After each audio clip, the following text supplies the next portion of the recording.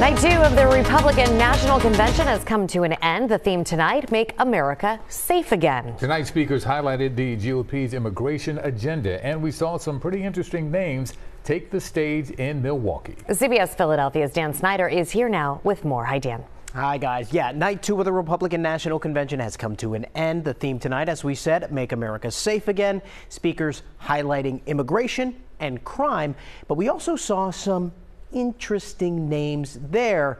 Some of those who challenged Donald Trump earlier in the election season took the stage. President Trump asked me to speak to this convention in the name of unity. Night 2 of the Republican National Convention could have been billed as the night of former rivals. Multiple Republicans who previously challenged Trump for party leader took to the stage to now back his bid, including recent rivals Ron DeSantis and Nikki Haley. And let's send Donald Trump back to the White House. Donald Trump has my strong endorsement, period. Haley specifically was a recent add to the RNC lineup, being invited after Saturday's assassination attempt on Trump. It's part of Republican efforts since the shooting to unify the party. Take it from me, I haven't always agreed with President Trump.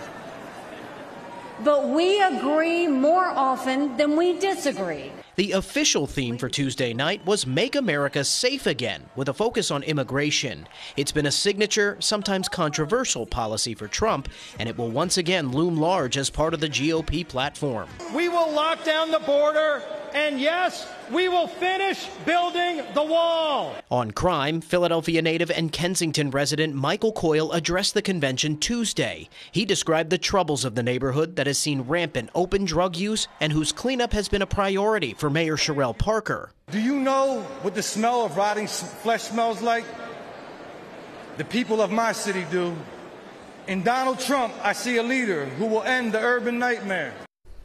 So back onto Nikki Haley's address for just a second. Why was it so important for Republicans to have her at the convention tonight?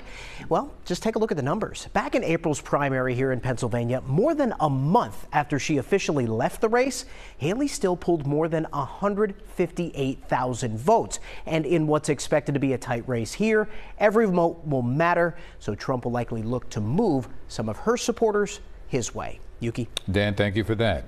Well, today, President Biden addressed the NAACP convention in Las Vegas. He made an appeal to black voters who overwhelmingly supported him in 2020 to help him secure a second term.